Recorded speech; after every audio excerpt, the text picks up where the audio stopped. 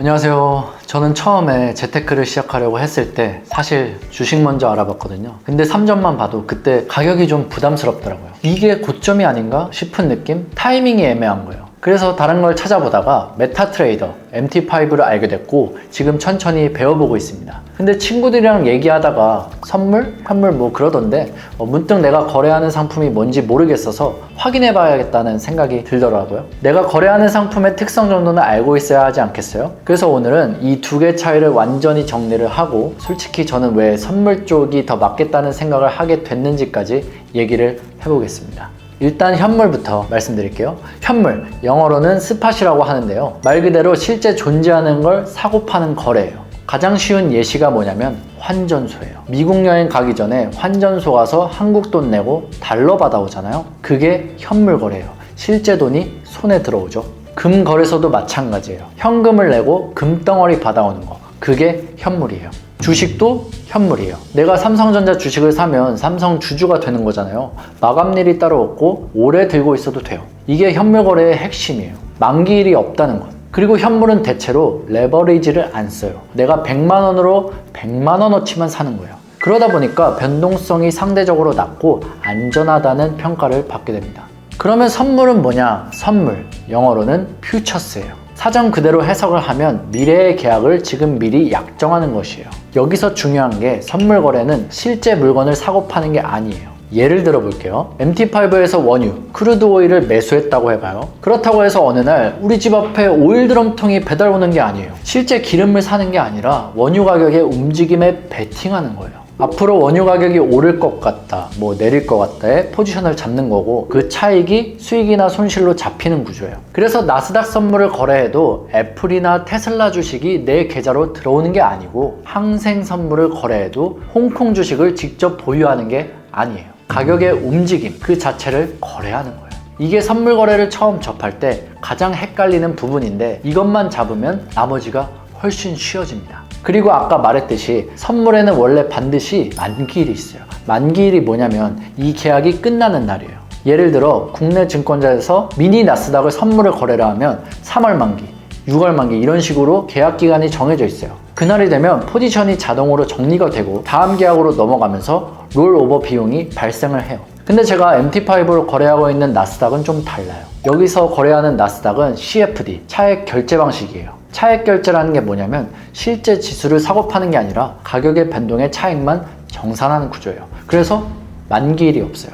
무기한으로 포지션을 들고 있을 수 있고 롤오버 비용도 고객한테는 적용이 안 되는 구조로 되어 있어요. 이게 사실 MT5를 쓰는 가장 큰 이유 중 하나예요. 만기일 신경 쓰다가 갑자기 포지션 청산되는 상황 자체가 없으니까 처음 배우는 입장에서는 덜 복잡하고 거래에만 집중할 수 있거든요. 다음으로 선물 거래의 또 다른 핵심이 레버리지예요. 레버리지란 내가 실제로 가진 돈보다 훨씬 큰 금액으로 거래할 수 있는 구조예요. 예를 들어서 100만 원을 가지고 10배 레버리지를 쓰면 1000만 원어치를 움직이는 거예요. 오, 그럼 수익도 10배로 나는 거네? 맞아요. 근데 여기서 진짜 중요한 걸 짚고 넘어가야 돼요. 손실도 정확히 10배로 나요. 구체적으로 얘기를 해볼게요. 내가 100만 원으로 10배 레버리지를 써서 나스닥 선물에 들어갔어요. 근데 시장이 내 예상과 반대로 움직여서 10%가 하락을 했어요. 레버리지 없이 현물이었다면 손실이 10만 원이에요. 근데 10배 레버리지를 쓴 선물이면 손실이 100만 원이에요.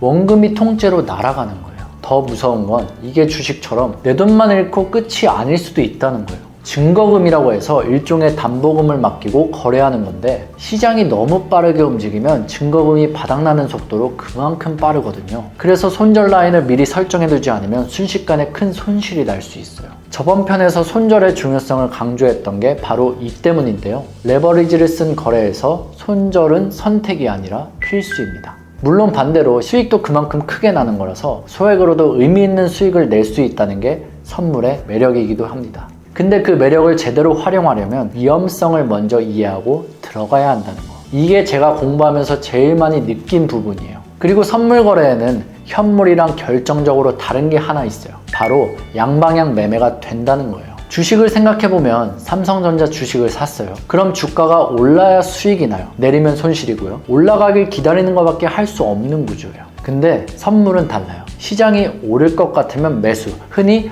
롱 포지션을 잡으면 되고 시장이 내릴 것 같으면 매도, 숏 포지션을 잡으면 됩니다. 오를 때도 내릴 때도 수익을 낼 수 있는 구조예요. 예를 들어 나스닥 지수가 고점인 것 같아 앞으로 떨어질 것 같다고 판단을 했어요. 현물 주식으로는 이 판단으로 수익을 내기가 어려워요. 근데 선물로는 숏 포지션을 잡으면 지수가 내릴수록 내 계좌에 수익이 쌓여요. 이게 바로 선물 거래의 진짜 무기예요. 시장이 좋든 나쁘든 방향만 맞으면 기회가 있는 거니까요. 자, 그럼 지금까지 얘기한 걸 딱 세 줄로 정리해 볼게요. 만기의 현물은 없다, 선물은 있다, 만기되면 롤오버 비용 발생. 레버리지 현물은 안 쓴다, 선물은 크게 쓴다, 수익과 손실이 모두 증폭된다. 거래 방향 현물은 오를 때만 수익, 선물은 오를 때도 내릴 때도 수익이 가능하다. 이 세 가지만 머릿속에 넣어두셔도 오늘 영상 본 보람이 있을 겁니다. 자, 그럼 이제 진짜 핵심이에요. 현물이 나은가, 선물이 나은가? 정답은 없다입니다. 근데 저 같은 경우에는 선물 쪽이 더 맞겠다 싶었거든요. 저는 수입이 들쑥날쑥해요. 이번 달 좀 됐다가 다음 달은 또 없는 거예요. 이런 상황에서 큰 돈을 묻어두고 장기 투자하기가 쉽지가 않아요. 현물 거래는 기본적으로 자본이 많을수록 유리해요. 레버리지가 없으니까 100만 원으로 할 수 있는 게 제한적이거든요. 근데 선물은 소액으로도 레버리지를 이용해서 의미 있는 거래를 할 수가 있어요. 그리고 시장이 오르든 내리든 방향만 잘 잡으면 기회가 있으니까 단기적으로 접근하기에도 더 맞는 구조예요.